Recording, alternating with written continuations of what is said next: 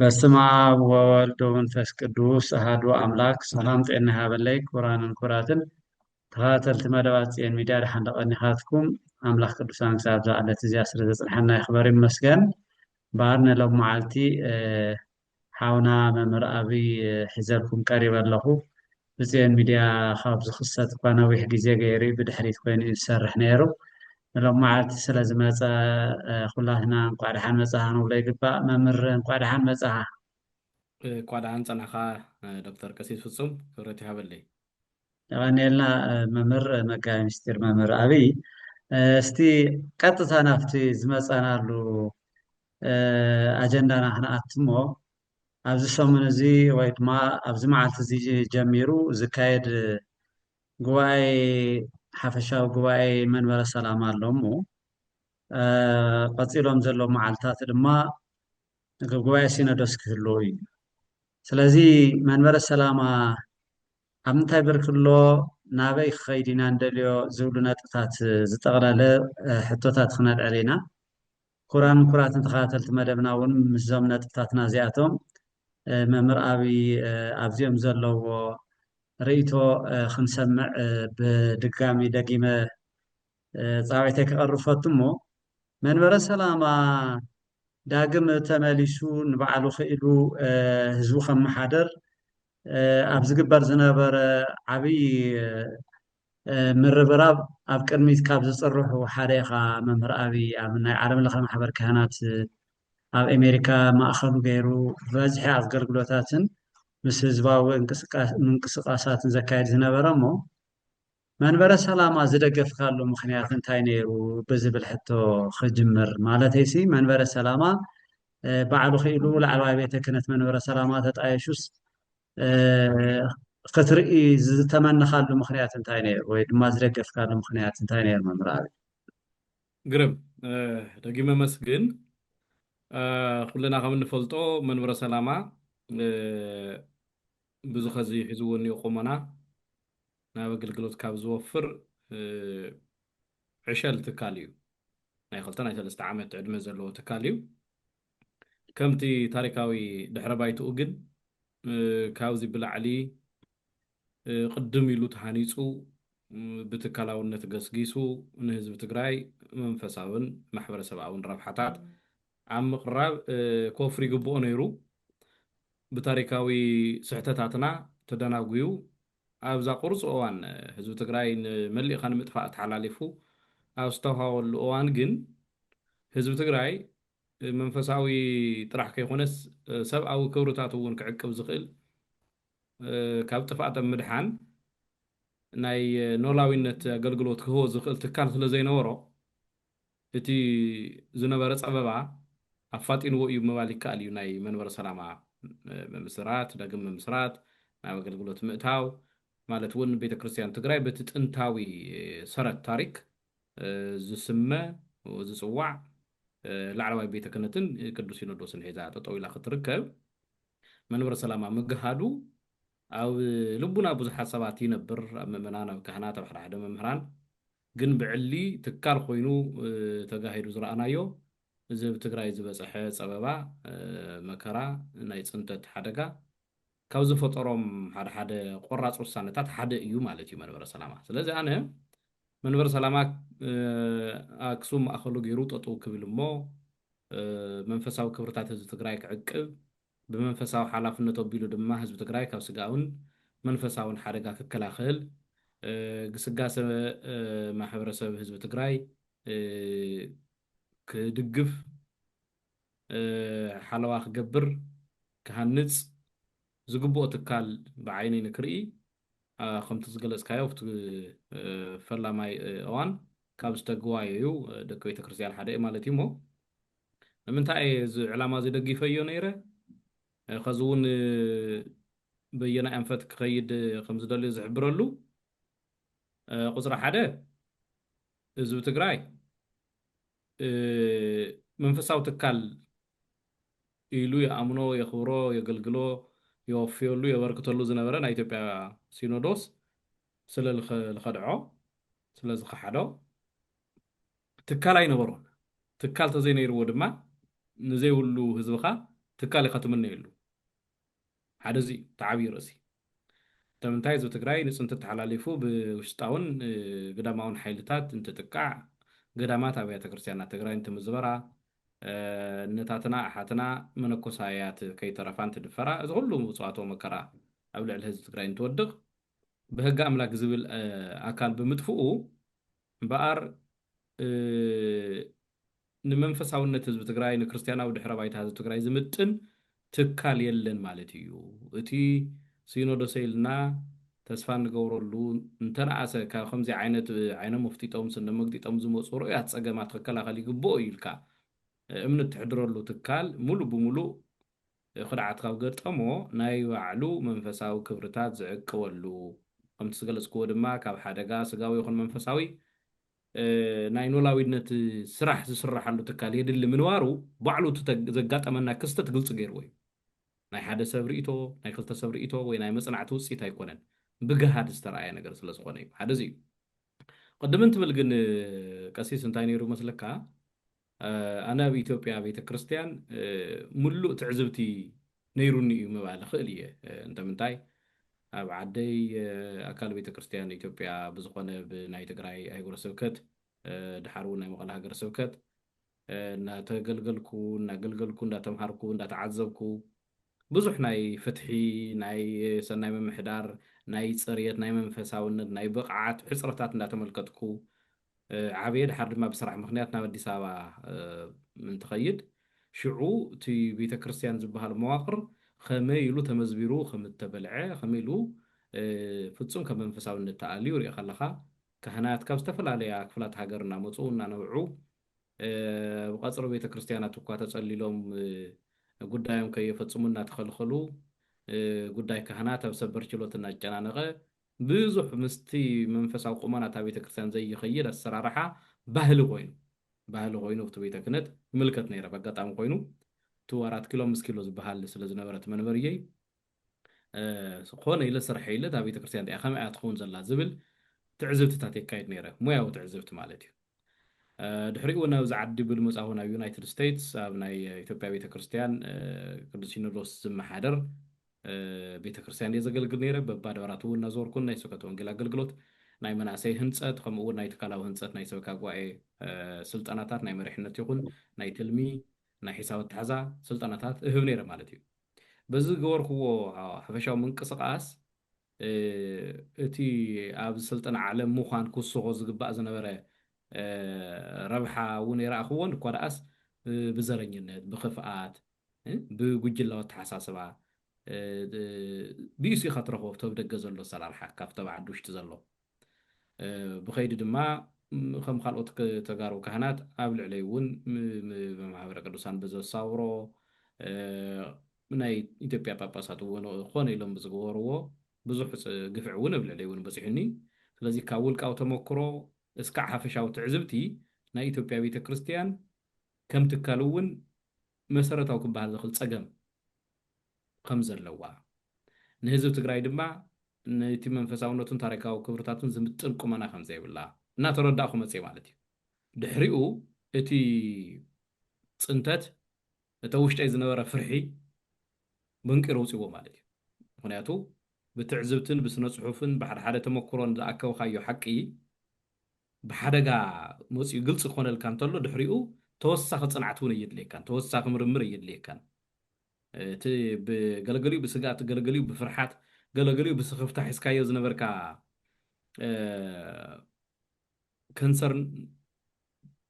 ብዕሊ ኣካል ገዚኡ ነፍሲ ዘሪኡ መፂኡ تا بيت كريستيان إثيوبيا بيت كريستيان منفسها وتكلم مقانا تاريخه حلاوة هزبي التواد تكلم مقانا تاريخه حدا جهز وغينا تخسيتها مود ما فتطولد كله افتزعوا كله تزمهرني بزح بوشتن بو دقن استبدل هزبي إذا كله قف عند فتسم تقرأي مقان يدل النيرو زخانة يكون منفسها وقن عنا زلو ناي بيت كريستيان أكل بقلت سكوسدو الجباء نبر أقوام وسيدة أبوتات كهنات تأكيدهم لو زنورون على ملخ محور كهناتون نتوف تصادفون داغوركو مو بزغر مكة خامو إلناون نا إثيوبيا بيت كريستيان ሓላፍነታ ክትዋፃ ናብ ቅዱስ ሲኖዶስ 3-4 ግዜ ደብዳቤ ብሪርና ኢና ካብዚ ካብ ዓለም ለኸ ማሕበረ ካህናት እቲ መልሲ ንዕቐትን ባጫን ስለ ዝነበረ በቃ እምበኣ ቆሪፁልና እዩ ናይ ንስሓ ፃውዒት ናብ ልብኹም ተመለሱ ዝብል ናይ ተግሳፅ ፃውዒት እውን ከስተናግዱ ይኽእሉን ስለዚ ላብቲ ጥንታዊ ናይ ኣቡነ ሰላማ ታሪካዊ ዘኽርና ተመሊስና ናይ ትግራይ ቤተ ክርስቲያን ባዕላ ክኢላ ትመሓደረሉ ኣግባብ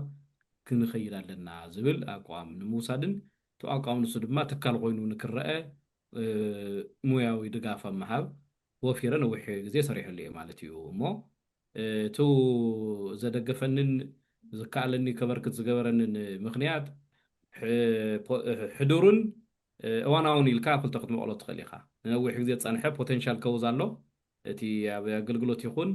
ሓደ ሓደ ስነ ምሕደራና ተዓዘብክዎ ዝነበርኩ ካብ መንፈሳውነትን ትካላውነትን ዝተኣለየ ኣካይዳ ድሓር ድማ እቲ ኢሚድየት ከውዝ ዝበሃል ድማ እቲ ናይ ፅንተት ሓደጋ እሞ ድማ ኢድ እታ ቤተ ክርስቲያን ኣብቲ ሓደጋ ንሱ ጎሊሁ ምርኣዩ ናይ ምክልኻል ስራሕ ሲትረፍ ምስራሕ ኮነ ኢላ ኣብ ደገ ዘለዋ ኣህጉረ ስብከት ተሓባቢራ ገንዘብ እናዋፀት ነቲ ሰራዊት ናይ ኢትዮጵያን ናይ ኤርትራን እናተሓገዘ ኣብ ልዕሊ ህዝቢ ትግራይ ናይ ፅንተት ሓደጋ ንክወድቕ ብዕላማ ዝወፈረት ምዃና ስለ ዘረጋገፅኩ እየን መንበረ ሰላማ ንክምስረቱ እሞ ንክብርን ታሪክን ህዝቢ ትግራይ ዝምጥን እዋናዊ ፀገማት ህዝቢ ትግራይ ተገንዚቡ ድማ ኣብ ምቕራፍ ሙሉእ ዓቕሙ ተጠቂሙ ክሰርሕ ዝኽእል ካብ ናይ ኢትዮጵያ ቤተ ክርስቲያን ድሑር ኣካይዳታት ናብ ዘውፅእ ኣንፈት ናብ ግስጋሰን ናብ ልዕልና ናብ መንፈሳዊ ክብርን ዝጥምት መንፈሳዊ ትካል ኣብ ትግራይ ክህነፅ ኣለዎ ካብ ዝብል ሓቦን ትብዓትን እየ እቲ መንበረ ደግፈ ማለት እየ ቀሲስ ብጣዕሚ ፅቡቅ ክብረት ያበለይ መምህር እቲ ድጋፋትኩም ከምቲ ዝፍለጥ እዩ ብዙሕ ሰብ ክርድኦ ክግበር ክኽእል ነይርዎ ብኡ ልክዕ ዶ ይርድኦ ካሊእ ነገር ኮይኑ ናይ ዓለም ለኸ ማሕበር ካህናት ግደ ቤተክርስትያን ትግራይ ባዕላ ክኢላ ንክትመፅእ እቶም ህዚ ትብሎም ዘለካ ሕዱር ዝኾነ ባህጊ ትምኒት ናይ ኣቦታት ተጋሩ ታሪክካ ኣብ ምምላስ ከም ዘለዎ ኮይኑ እቲ ቀፂሉ ዝመፀ ቤተክርስትያናዊ ቁመና ኣልባ ኮይና ካህናት ዝወኪላ ዝበልካዮ ኣገልግሎታ ንህዝቢ መሰረት ዘይገበረ ወይ ድማ ኣባጊዓ ኣብ ምሕላው ዘለዎ ሓላፍነት ዝረስዐት ቤተ ክህነት ካብዚኣ ዝሓሸት ክትከውን ክትመፅእ ነቲ ህዝቢ ድማ ዘለዎ መሰረታዊ ፀገማት ንክፈትሕ ትፅቢት ብምግባር ከም ዝነበረ ትፅቢትካ እውን መሰረት ዝገበረ ትግሃት ከም ዝነበረካ ኣብቲ ትግሃት ውሽጢ ካብኣቶም ሓደ ክግለፅ ዝኽእል እዛ ሚድያ እዚኣ ኣብ ምጥያሽ እውን ኣብ ቅድሚት ካብ ዝነበሩ ሓደ ኢኻ ነርካ እዚ ሚድያ እዚ እውን ካብ ዝተጣየሸሉ ካብ ዝጀመረሉ ስራሕ ጀመረሉ ጀሚሩ ቤተ ክርስቲያን ትግራይ ጠንኪራ ክትከይድ ከምቲ ንስኻ እውን ብውልቀኻ ብዝተፈላለዩ ዝሰርሖ ዝነበርካ ትካል ኣብ ምህናፅ ዓብዪ ግደ ነይርዎ ሚድያና ትፅቢት ዝገብሮ ዝነበርካ ነገር ረኺብካዮ ዶ ምናልባት ዓንቶ ዕሸል ትብል ነርካ እሞ መምህር ኣብይ ምናልባሽ ናይ ብሓቂ ዕሸል ይኸብለና ዝኽእል ሓይሊ ሰብ ወይ ድማ ዝፈልጥ ሰብ ስለ ዘይነበረና ድዩ ወይስ እቲ ቤተ ክህነታዊ ኣሰራርሓ ስለዘይለመናዮ ዝነበርና ድዩ ኣነ ብኡ ልክዕ እቲ ልምዲ ስለ ዝነበረስ ዕሸል ዲና ክንበሃል ዝግበአና ነይሩ ዝብል ሕቶ እውን ኣስዒበ ግን እቶም ትፅቢት ትገብረሎም ዝነበርካ ክሳብ መዓስ እዮም ነይሮም በቲ ትፅቢት ዝገበርካሉ ክሳብ ሕዚ ክግበር ዝነበሮ ተግባራት ተፈፂሙ ዶ ትብል በቲ መንበረ ሰላማ ናብ ዝብል ቀፃላይ ሕቶ እቶም ትፅቢታትካ እቶም ባህግታትካን ግልፂ ስለ ዝኾነ ኢለ እየ ግርም وقديما انت حتقلص دلست عشالي زول كل مخنيات نحنا ناي بيتا كانت السرارة حبس تملكة حدشت قوينا ويدما ناي حيل سوى حدا حالينا ناي السرارة حازي مفلات ويدما ناي تكالاو نصرت تساقم هاليو كي خونا ناي مودعتا وسانة زهيب ناي بيتا كرسيان لعلواي بيت صحفات إينا تتمنى مرة سلامان ولو زلنا حكينو ንሱ ብዙ ቁመና ንሱ ትካል ሃኒፅካ ኣብ ምንቅስቃስ ሓደሽቲ ኢና እቶ ናይ ካብ ሃገረ ስብከት ንታሕቲ ዘለዉ ወረዳ ቤተ ክህነት ኣጥቢያ ቤተ ክርስቲያን እዚኦም ብምልኦም ያው ኣብ ትሕቲ ኢትዮጵያ ኮይና እውን ንሰርሖ ነበርና ብዙሕ ሓይሊ ሰብ እውን ንመላእ ናይ ኢትዮጵያ ሃገረ ስብከት ነውፍረሉ ዝነበርና ስለ ዝኾነ ኣብኡ ኣይኮነን እዚ ግን ዝኾነ ይኹን ብትካላዊ ኣካይዳ ሓድሽ ስትራክቸር ክመፅእ ከሎ تحدش ستراكشر بايتا حيزو وصيتاو صراح نكسرح رؤسو زخاله غزير لي انت قنون جن اتناي عشلنت غزي بمنصر تزلنا تمكرو كحصر يزغبو مالتي كحصر يزغبو حدا حدا تكالات حمشته شدشته عامت تعقصهم يخا اسرارحهم كلهم دو تبقسوا العلامه ونا بحد حد سرحتنيا يكون نايتي مواقرهم اكالات سريصو بزي immediate supervision بيدما بزي ناي قطتا ممرح محاب سراحتي تفطراوي خيدو محليوم استغبرلو خناتات مكفتار مو حدا تكال بقى بخلت اغرو طويل له نكبحال 5 6 عامت كاو بلعلون زدليو خناتات كليو منبر سلاما ግን በአንጻርቲ እንፈልጦ ናይ ቤተ ክህነት መዋቅር ምዃኑ ክንድወይ ክንጽበዮን ማለት እዩ እንተኾነ ግን ነዚ ናይ መንበር ሰላማ ዕሸልነት ድማ ከናውሑ ዝኽእሉ ማሕበረሰባዊ ፖለቲካዊ ፀገማት ኣለዉ ናይ እዚኣቶም ቀለልቲ ኣይኮኑን እዚ ሪኢኻ ንሓደ ትካል ቁመንኡ ንምግምጋም እዚ ስዎት ኣናሊሲስ ዝብልዎ ናይ ቢዝነስ ኣተሓሳስባ ኣለዎ ማለት እውን strengths weakness opportunity and threat ማለት እዩ ዕድላቱ ስጋታቱ ደጋውያን ክኾኑ ከለዉ ጥንካሬኡን ድኽመቱን ግን ውሽጣዊ ማለት እዩ እዚ እቲ ውሽጣዊ ዓቕምኻ ዘይምጥቃም ድኽመትካ ብዛሕ ክህሊ ክእል እዩ መንበረ ሰላማ ነገር ግን ካብ ቁፅፅር መንበረ ሰላማ ወፃእ ዝኾኑ ናይ ደገ ዕድላት ኣለዉ ከምኡውን ስጋታት ኣለዉ ስለዚ እዚ ካብ ናይ መከራ ክበብ ኣውፂና ክንሪኦ ይንኽእል መንበረ ሰላማ እዚ ትግራይ ከም ዝተባሃለ ድሕሪ ውዕሊ ፕሪቶርያ ሙሉእ ሰላም ረኺባት እትነብር እሞ ኣብ ሙሉእ ትካላዊ ህንፀቱ ኣብ ሙሉእ ናይ ሓለዋ ስራሕቱ ወፊሩ ክንቀሳቀስ ዕድል ረኺቡ ተዝነብር እሞ ትዕድል ተዘይጥቀሞ 100% ነዚ መንበር እዚ ተሓታት ንገብረሉ ኣካይዳ ክነብር ክእል እዩ ነገር ግን እቲ ዘሎ ብትግራይ ዘሎ ናይ ዘይተረጋግዐ ናይ ፖለቲካ ይኹን ናይ ማሕበረሰብ ተናውፆ ነቲ ትካል እውን ኣብ ገስጋሳይነቱ ዕንቅፋት ፈጥር እዩ ይኹን ዳ እምበር ህዚ እውን እንተኾነ እንግስጾን እንርሞን ኣግባብ ግን ኣሎ ማለት እዩ እዚ እቶም ተጸበዮም እንወርኩ ሳንኩዎም ነገራት ምግላጽ ከኣት ትመስለኒ ከምቲ ዘላልካዮ ከምቲ ዝክሮ መንበረ ሰላማ ተመስሪቱ ብፃን ሊቃነ ጳጳሳት እውን ተሸይሞም ዋና ቤት ጽሕፈት እውን ቆይሙ ናብ ስራሕ እንተኣቲ ዘቕረብናየን ልበዋታት ነይረን እየን ትዝክር ትኾን ኢኻ ቀሲስ ሓደ ትካል يترف خمزي أبزيت رجاجع خنتات تفتيره ويدما تواقيره أو جزء سلام تواقيرون تي استبقى العلامة ثم رديتو أو حد تزملكته أكل كسفر تزي خيلو عدمي حد سيري بيت كريستيان دماء زملكتهم أكلاتها كهنات نايم محدار أكلات مؤمنان بسفي حب في الليل اتمن سيولدا بسنبت أبيات تمرتن أب منفساب كوليجن زركب خم أول أبناء أبناء أبيات تمرت زركب بزحي تسوي كده أبيت كريستيان زلوا بعلوانين بزحيو سلازي اتتصمع رديت نايت علامة نايت كايدان كموت زغل عنك فاتاتن إنه بدولو منجدن دوكمنت تسريحو ناي سرصات سرحتك سرح على إلنا صاوعي تقريبا نيرنا بقى تولع على زلو ناي منور سلامة سرح فتسامن بصانا بوتاتن سلست رداد قلو نبايتها وريدونا بحد حد كهنن ناي سنة تورتيت من إساين خالق مقلقلن طرح كيخونونا عبيت عدن نمؤمنانن سريسو يمالت هايكونن منور سلامة نمنتاينا نملسو زلنا نمنتاينا بحدش مواقر بحدش نايتكالا كايدا تطونا بلو زلنا نمنتاي أبيت اختيان تقراي رئيسات تخيل زلا رئيسا بمخالا دما انتاينا كنركب رئيسات هزي خيلنا يا دما انتاينا كنسئن زبل statement of necessities بحال تسريحو إزي أب حد كهنن مؤمنن ناب ذات قريو بذات ملكعون ترديه دنفعو تملي صنافت منور خيرو خاء تم حايشة دوكمنت إزينا نحنا زبل نايتي منور انتنا أسا ناي قرب عامتات ناي 10 عامت ناي قلقلوت أنفت قوينو كخمت اللو ويلنا لبا قريبنا نيرنا إزي زوادد وين حادة بيت صحفت ناي كوميونيكيشنز بيت صحفت يحالو ndawi garmakayu kasis awzi zallo hawatana liqaunte ቤተ ክርስቲያን ደሞዝ ክኸፍሉ ቃልኣት እዮም እውን ነይሮም እዮም ሰለስተ ካብ ሰለስተ እስካዕ 5 ሰብ ሙያ ዘለውዎ ካህናትን ምእመናንን ናይ ኮሙኒኬሽን ናይ ሕጊ ናይ ነገር ሃይማኖት ፍልጠት ዘለዎም ሰባት ዝሰርሑሉ ስርሖም ድማ ዕላማታት መንበረ ሰላማ ምንጻር ናብ ህዝቢ ምውራድ ካብ ህዝቢ ድማ ዝመጽእ ርእይቶ ቀሚርካ ናብቶም ውሳኔ ዝህቦ ቦታት ምቕራብ እሞ ኣብ መንጎ ህዝብን ኣብ መንጎ መንበረ ሰላማን መራኸቢ ድልድል ኮይኖም እቲ ዕላምኡ ሓባራዊ ስካዕ ኮይኑ ብምልኣት ዝረጋገጽ ናይ ሓበሬታ ምውዳድ ስራሕቲ ዝሰርሕ ትካል ቤት ጽሕፈት የድልዮ እዩ ነዚ እውን እንተደሊኹም ባዕልኻትኩም ቆፂርኩም ናይ ፋይናንስ ድጋፍ ክንገብር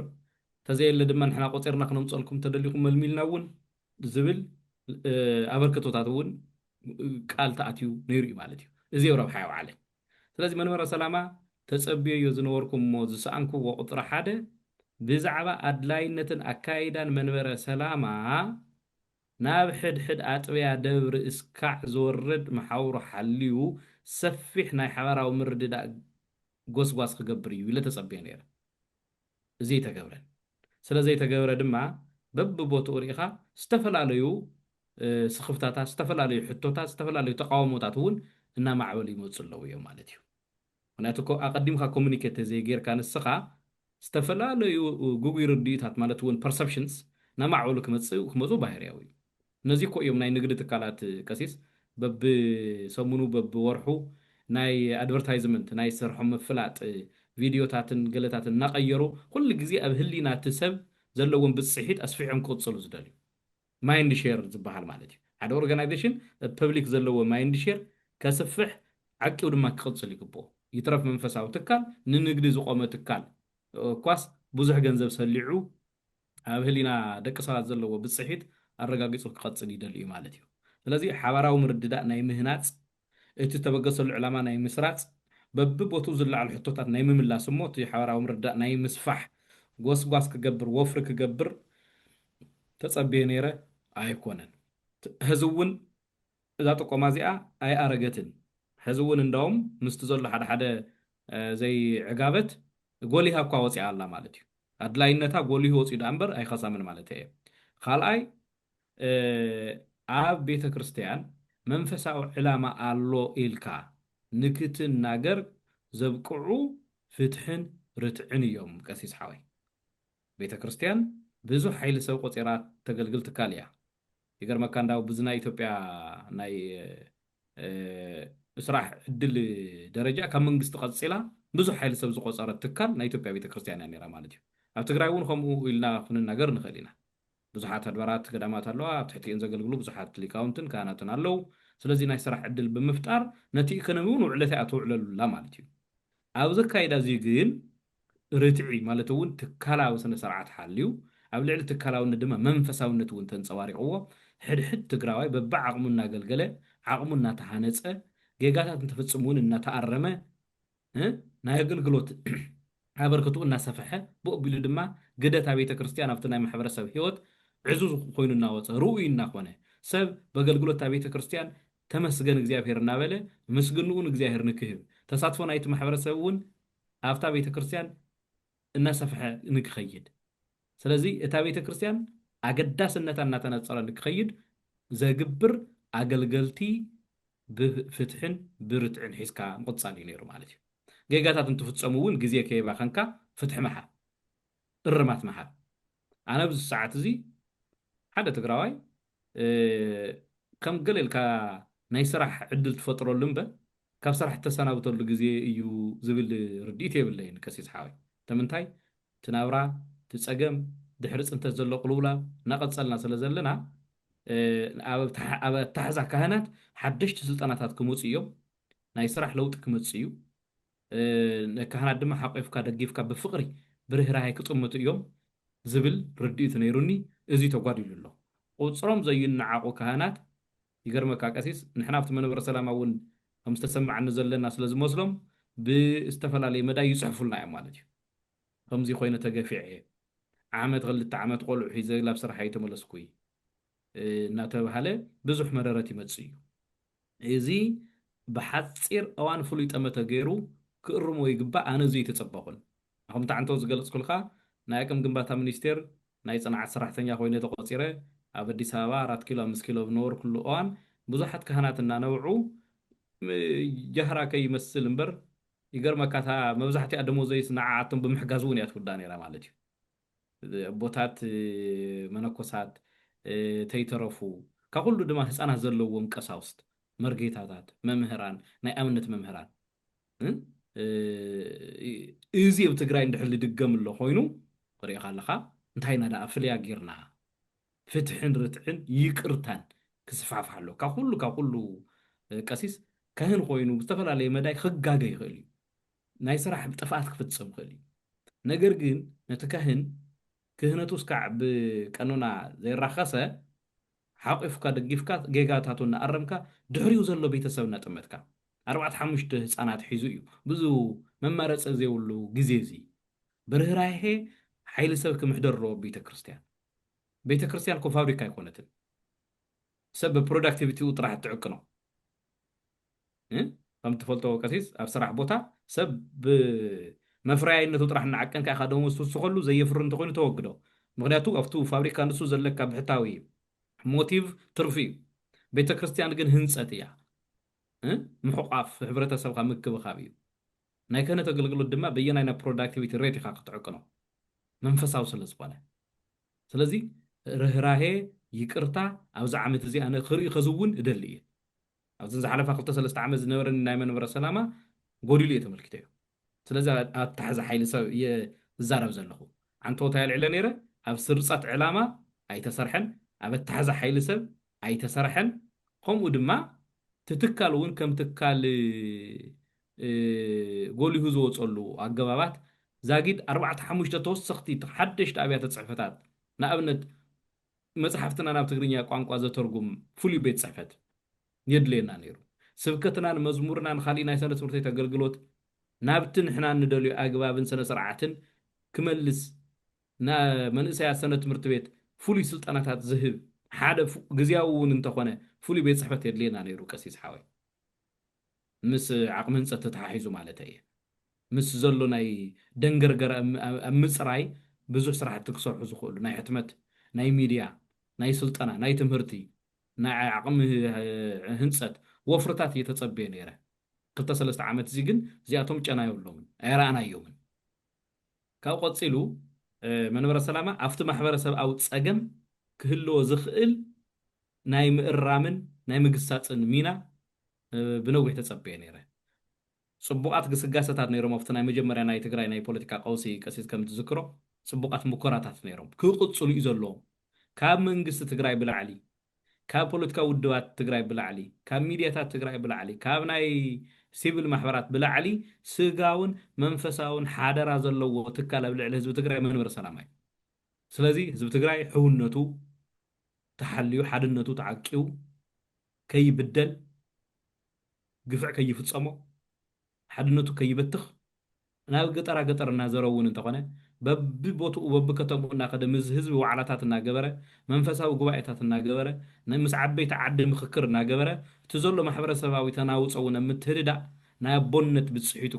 ክወስድ ዝግብኦ መንበረ ሰላማ እዩ ኣብዚ እውን ጉድለታት ምልከት ኣለኹ ማለት እዩ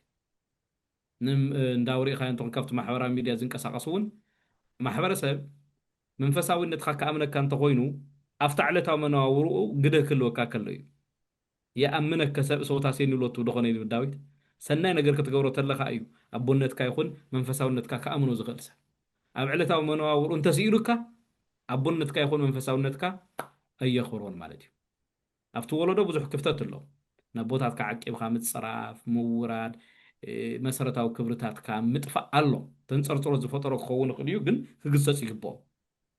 نخمزي عينات مدففارات برز خفت جن كلتنا قريب حدا زي مسرح له أمي تجبر كتجورو زجباكا ناي حلوة ناي قصقص ناي كتتل ناي مبرت تاع صراحة تخا تقول كله أنصر طرتي مسكا محبرسة ويدي ما حدا زي ملكتك قدايات أتيها ريتو تاتي يكونوا قوامة توصل تلا خدمة كوميت بمقبار نتو محبرسة قطع بساطي يدخلي خمالتيو هذا بتقرأ الساعة زي كسيس بفولي نجار كتحز جبو أويو خنياتو صماليا أيو صماليا مالت كعبي حمام وسيس أو خيد مدحنز الله محبرسة مالتيو سلازي أب ريهابيليتيشن سنتر زعاتي محبرسة غيرنا أنا كنوري أزقبانا تهزبي سلازي إزيد من أسيت إزيد تزاربه الجلازي تزاربه الناس كتخرفوا له كيخونه أب خيد مدحان كمل خام تفا بزيافير رديئة بمسوعة دكون دحينوس ኣብ ኸይዲ ናብ ንቡር ምምላስ ዝርከብ ህዝቢ ስለ ዝኾነ ኣብ መሪሕነት ዘለዎ ኣካላት ብፍላይ መንፈሳዊ መሪሕነት ዘለዉ ፍሉይ ምትህልላእን ዓብዪ ልቡናን የድልዮም እዩ ማለት እዩ እና እዘን ሰለስተ ነገራት እዚኣተን ስኢን ኣለኹ ዓላማ ምስራፅ ሓበራዊ ምርድዳእ ምስፋሕ ከምኡ እውን ፍትሕን ርትዕን ቤተ ክርስቲያን ኣስፊንካ ሓይሊ ሰብካ ምጥርናፍ ምብቃዕ ካብኡ ድማ ሪኢኻ ኣለኻ ክምስረቱ ዝግብኦም ትካላት ዘይምምስራት ብፍላይ ኣብቲ መንእሰይ ወለዶ ክግበር ዝግብኦ ነበረ ፍሉይ ጠመተ ሙሉእ ብምሉእ የስኢኖ እዮም ንመንበረ ሰላም ኣቦታት እንታይ ክገብሩ ይግባእ ነይሩ ምስለካ ካብ መላእ ትግራይ ዘለዉ ናይ ሰነ ትምህርቲ ቤት መናእሰይ እንተኾነ ኩሎም ተዘይኮነ ተወከልቶም ኣብ ዓብዪ ኣዳራሽ ኣኪብካ ናይ ሰሙን ናይ ክልተ ሰሙን ዋዕላን ዓቕሚ ምህናፅን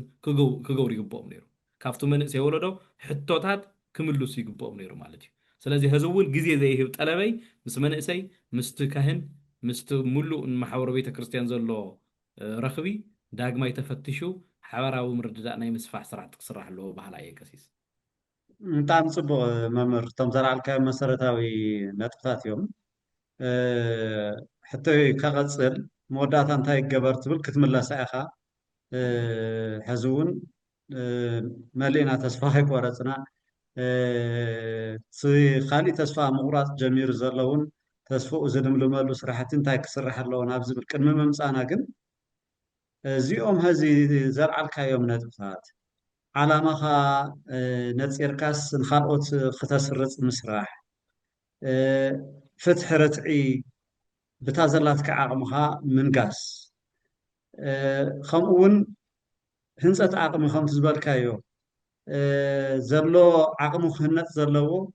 እቲ ዘሎ ዓቕሚ ውሽጥካ ዘሎ ከምቲ ኣንቶ ዝበልካዮ ኦፖርቹኒቲ ኣሎ ስትሬንግዝ ኣሎ እዚኣቶም ዘለውካ ኣብ ምጥቃም ናብ ረብሓ ኣብ ምውዓል ከምኡ ድማ ኣብቲ ማሕበረሰብ ዘሎ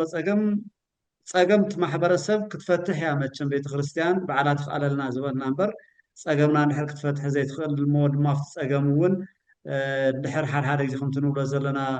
ብውልቀ ሰባት ክፅዋዕ ይኽእልን ኣቦታት እንድሕር ኮይኖም ውልቀት ይኮኑን ብሓደ ሓደ ንግግራት ሰባት ዘቕስሉ እንድሕር ኮይኖም ሓደጋ ስለ ዘለዎ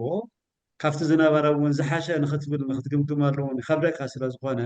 እዚኣቶም ተግባራት እዚኣቶም ንምፍፃም ዓቕሚ ድዩ ዘየለ ኮይኑ ድሌት ድዩ ዘየለ ኮይኑ እንታይ እዩ ምክንያቱ ኢልካ ትወስድ መምህር እስቲ ኣብዚአን ዝተወሰነ ሓሳብ ሃበል ግርም ኣነ እኳ ኣብ መንጎ ዓቕምን ድሌትን ኣብ መንጎ ዘላ ንፅረት እየ ክወስድ ክላሪቲ እዩ ዘየለ ናይቲ ጉዳይ ኣድላይነት ኣይነፀረሎምን ኣቦታትና መራሕቲ ናይ መንበረ ሰላማ ዋላ እቲ ቤተ ክህነት መሓውር ዘሎ ብዙ ንኸደለና ካይዳ እንተኸይድናስ ህልውናና እውን ክንስእን ምዃንና ክስቆረና ኣለዎ ማለት እዩ ስለዚ ላክ ኦፍ ክላሪቲ እዩ ናተይ ትዕዝብቲ ናይ ንፅረት ውሕደት እዩ ሕዚ እቲ ህዝቢ እዚ ኣብ ናይ ሓበሬታ ዘመን እዩ ዘሎ ሓበሬታ ዘመን ክባል ተሎ ንስኻ እውን ናይ ሓበሬታ ብዓለሙያ እንዲኻ ቀሲስ ብቐሊሉ ክትርዳእኒ ትኽእል ኢኻ ናይ ሓበሬታ ዘመን ክበሃል እንከሎ ሓበሬታ ብቐሊሉ ክውዝዐሉ ዝኽእል ግዜ ጥራሕ ከይኮነስ ክጭርበረሉ ዝኽእል ግዜ እውን እዩ ኢንፎርሜሽን ጥራሕ ከይኮነ ሚስ ኢንፎርሜሽን እዮ ሚስ ኢንፎርሜሽን ጥራሕ ከይኮነ ነዚ ተገበረ ዲስ ኢንፎርሜሽን እውን ዘለዎ ነገር ኣሎ ማለት እዩ እዚ ኩሉ እዩ ዘሎ ኣብቱ ኣየር ሓበሬታ ዝረኽበሉ ነገር ድማ ሰፊሑ ኣሎ እቲ ማሕበረሰብ ገጠር ከይቀረየ ኩሉ ሰብ ስማርትፎን ኣለዎ ቀሊል ዘይባል ቁፅሪ ማለት እየ ቴሌቭዥን ሬድዮ እዚ ኩሉ ሓበሬታ እናሃቦ እዩ ዝውዕል ነቲ ማሕበረሰብ እቲ ሓበሬታ ድማ ገሊኡ ሓቂ ገሊኡ ዘይሓቂ ገሊኡ መንጎ እዩ ማለት እዩ ስለዚ በቲ ዝኸድዎ ዘለዎ ካይዳ እንተኸይዶም እቲ ንሕና ኣቐዲምና እውን ኣንፈቲውናሉ ዝነበርና ሙያዊ ድጋፍ ክንገብር ከዚ እውን ነዘኻኽሮ ዘለና ፍሉይ ጠመተ ገይሮም ፍሉይ ትልሚ ሓንፂፆም ናብ ስራሕ ተዘይኣትዮም እቲ መንበረ ሰላማ ዝበሃል ነገር እውን ክንስኖ ከም እንኽእል ክድንግፁ ኣለዎም ባህላ እየ ሪኢኻ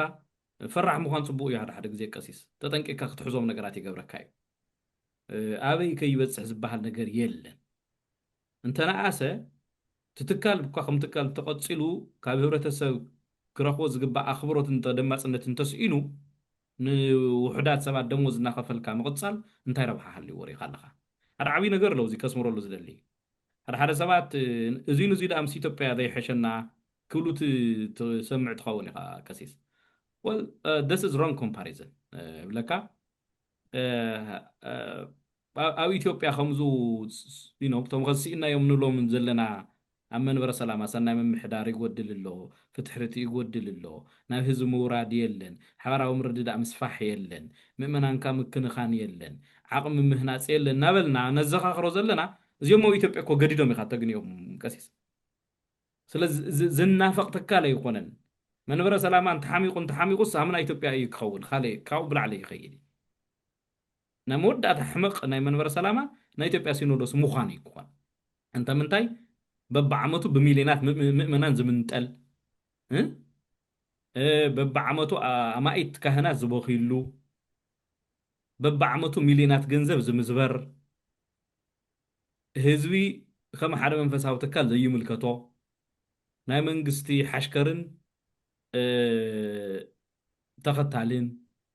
كوين كامركا مالتي ناي إثيوبيا بيت كريستيان سينودوس مخان هزين إحنا زغلو نزارب زلنا اتزهارفنا يو منفساو كبرنا كمل سلنا أبربحا هزونا دما بملئات كوعليو لنا زهارفنا يو منبر ناي إثيوبيا بيت كريستيان كي يمثلن كي يخونن توم زرعو زلو مسارتاو قدفتات بحتصير اوان أريمو نفت تتصبنا له معارك كديبنا نصبي زلنا مالتي ازي مردا خدليو ማለት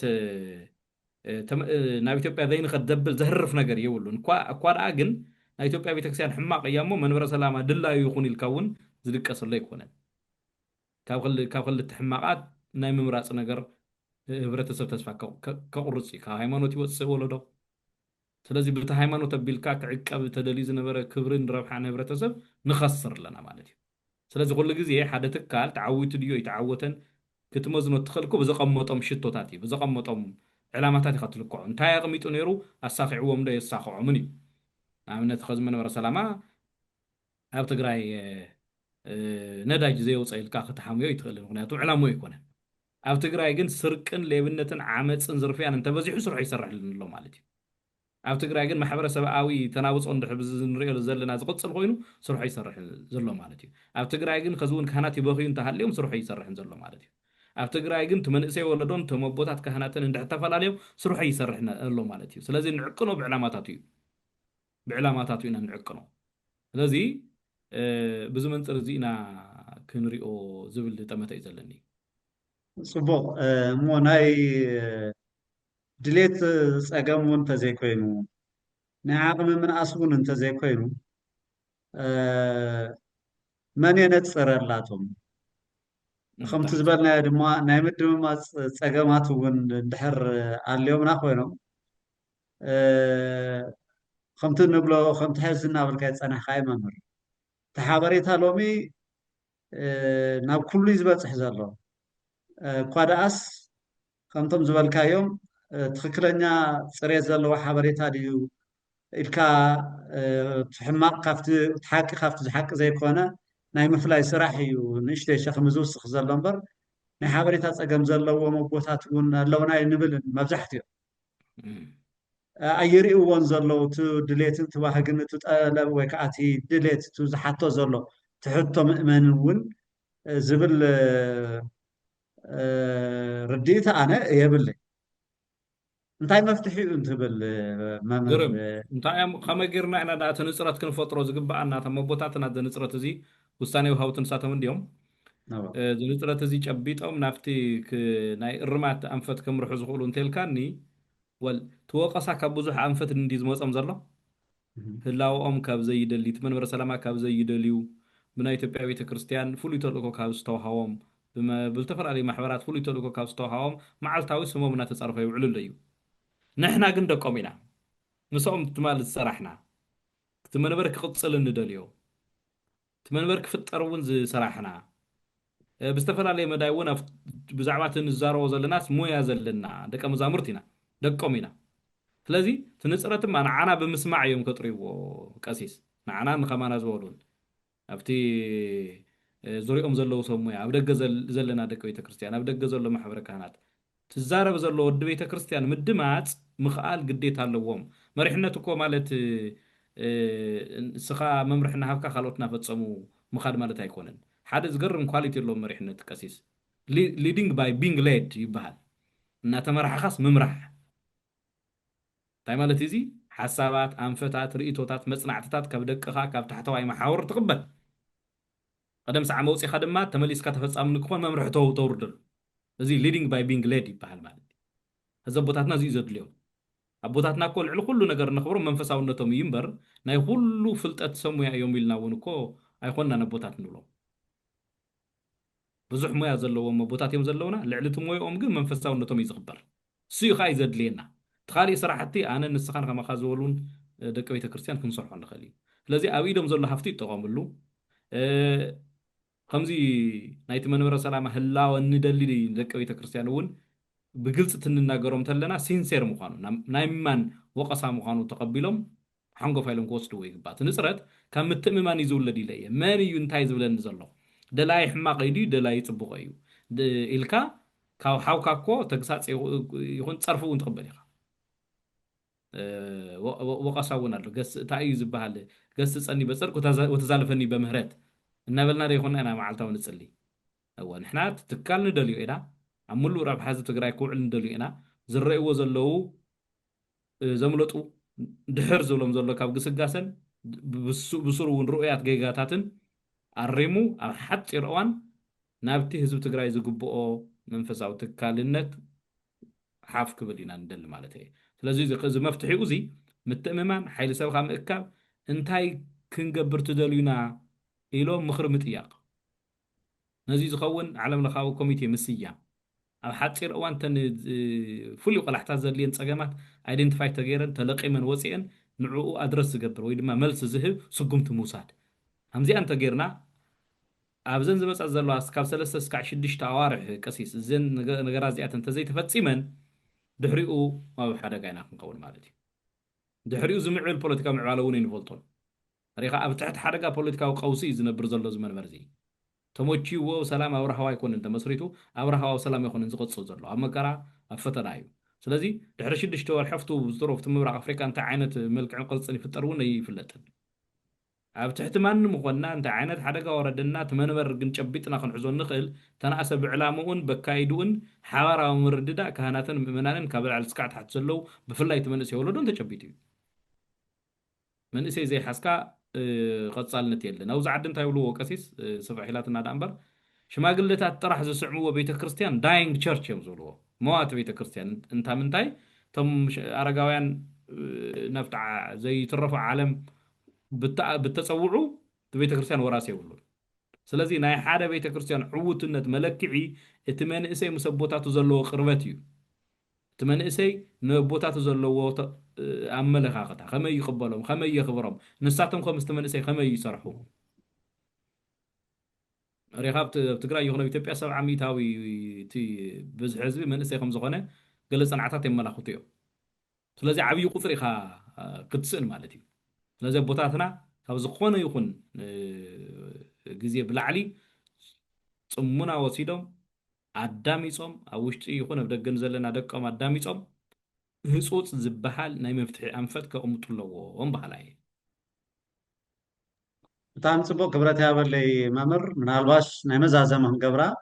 نموداتا أبزح زلا قواي انتاي تثبت تقبر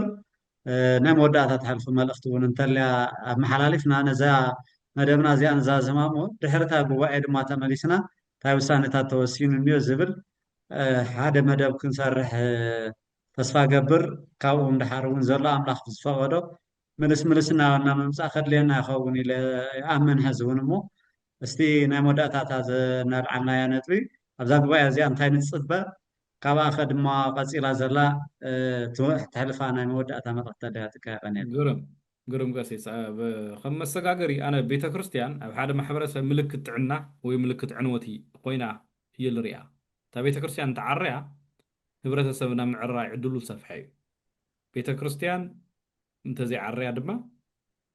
ነቲ ኣብ ማሕበረሰብ ክህሊ ዝግብኦ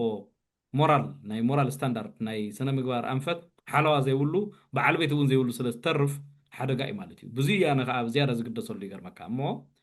ብሓፂሩ ካብዚ ናይ ጥቅምቲ ሓፈሻዊ ሰበካ ጉባኤን ካብ ናይ ሲኖዶስን እንታይ እየ ዝፅበ ኣብ መንበረ ሰላማ ዘሎ ኣካይዳ ብዝተመልከተ ኣጽኒዑ ናይ መፍትሒ ኣንፈታት ዘናጠቆምናየን ዝነበረና ቀሚሩ ኣብ ሓፂር እዋን እቲ ኣብ ማሕበረሰብ ዘሎ ብዥታ ኣንጺሁ ምስቲ መንእሰይ እውን ተዋሃሂዱ ኣብ ቤተ ክርስቲያን ዘሎ ናይ ፍትሕን ናይ ርትዕን ሕቶ እውን መሊሱ ዓብይ ስራሕ ዝሰርሕ ሓይሊ ዕማም ከቆሙ ተስቢ ትገብር ታስክ ፎርስ ሓደ ዓብይ ኮሚቴ ክስየም መንበረ ሰላማ ካብ ዝምስረት 2-3 ዓመት ገይሩሎ እንታይ ዓይነት ሕቶታት ኣለዎ ካብ ህዝቢ ካብ ካህናት ካብ ናይ ቤተ ክርስቲያን መሓውር እንታይ ዓይነት ፀገማት እየን ዘለዋና በበይ ጌርና ኢና ክነኣልየን ዝብል ፀገም ዘነፅር መፍትሒ እውን ዘመላኽት ኮሚቴ ሰይሞም ናብ ስራሕ ከኣቲ እዮም ኢለ ተስፋ ገብር እዚኣ ጥራሕ የፅበ ካብዚ ዝተለመደ ዙ ካሊእ ናይ ሩቲን ቢዝነስ ኢምፖርታንስ የውልዩ ሰዓት እዚ ትሪኦ ኣለኻ እዚኣ ግን ቁልፊ እያ እዚኣ ፅበ እዚኣ እንተገይረምዋ ዝብሎም ማዓንታ ንስኻ ውጊዕና ኔን 40-50 ደቂቃ ፍረፍሪ ኢሎ ማለት እዩ ምናልባት እንተሰሚዖሞ ተዘይገይሮምዎ ግን ፈተናና ቀጻሊ ክኾን ቀሲስ ከም ጠቃለል ግን እንታይ ክብል ደሊ መላ ዓለም ኮይኑ እዚ ድምፂ እዚ ሰምዕ ትግራዋይ ፀገማትና ጥራሕ ኣይንጠምት ድሕርቲ ፀገም ኣሻጊርና እውን ተስፋታት እውን ነዘራእና እንተኸድና ጽቡቕ እዩ ኣነ መላእ ሚድያ እንተሪኢኻዮ ብፍላይ ኣብቲ ናይ ስጋዊ ጉዳያት ዝለዓልሉ ሚድያ ፀገምን ነቆራን ነቐፌታን ጥራሕ እዩ ዘሎ እዎ ፀገም ካብ ምፍላጥ ፍርቂ መፍትሒ እዩ ግን ኣብቲ መፍትሒ ምንም ኣቅርቦት የለን ቀሲስ እዚ ንና ትግራይ እያ ንና ቤተ ክርስቲያን ትግራይ እያ ካሊእቲ ንዓመተካ ክትኸውን ትኽእል ስለዘይብልና ነታ ናትና ዝኾነ ክንዕሪ ኣዎንታዊ ጠመተታት እውን ምግባር ጽቡቕ እዩ ተስፋ ምዝራእ ጽቡቕ እዩ እዚ እውን ኮልና ምባል ጽቡቕ እዩ እዚ ፀገምና ግን ድማ ክንቀርፎ ኢና ዝብል ሓቦም ስናቅ ጽቡቕ እዩ ክነጸልሙተ ይብልና ነካይዳና ተስፋ ክንቆርጽ ይብልና ካብ ኩሉ ዓብይ ውድቀት እውን ዓብይ ሓጢያት እውን ዝመስለኒ ተስፋ ምቁራጽ ተዚ ተስፋ ኣለና እዩ ህዝቡን ዘይእረም ጌጋ ይኮነን ዘሎ ዘይቅረፍ ፀገማ ይኮነን ዘሎ ኳድ ኣስጠመተ ይደሊ ምርብራብ ይደሊ ሙሉ ዓቕምኻ ምጥቃም ይደሊ እሞ ኣይዞኹም በብዘለኹም ሰላም ይብዝሓልኩም ክብል ፈቱ ክብረት ያበለ ብጣዕሚ ዘመስግን መምህራቢ ሃይለ ካብ ኣሜሪካ ነዚ መደብ እዚ ፍቃደኛ ኮንካ ስለ ዝመፅኻ ብጣዕሚ የመስግነካ ክቡራን ክቡራትን ተኸታተልቲ መደብና ምስ መምህር ኣብይ ዝነበረና መደብ ኣብዚ ዛዚምና ኣለና ካሊእ መዓልቲ ምስ መምህር ኣብይ ተመሊስና ክንመፀኩም ኢና ኣብ ካልኦት መደባትና እውን ኣብ ፅዮን ሚድያ ኣብ ዩቲዩብ ዘለና ብፌስቡክ ዝመሓላለፉ መደባትና ንክትከታተሉ ብክብሪ ይዕድም ስለዝነበረና ሰዓት ኩሉ ኣምላክ ቅዱሳን ይክበር ይመስገን ወስብሓት ለእግዚአብሔር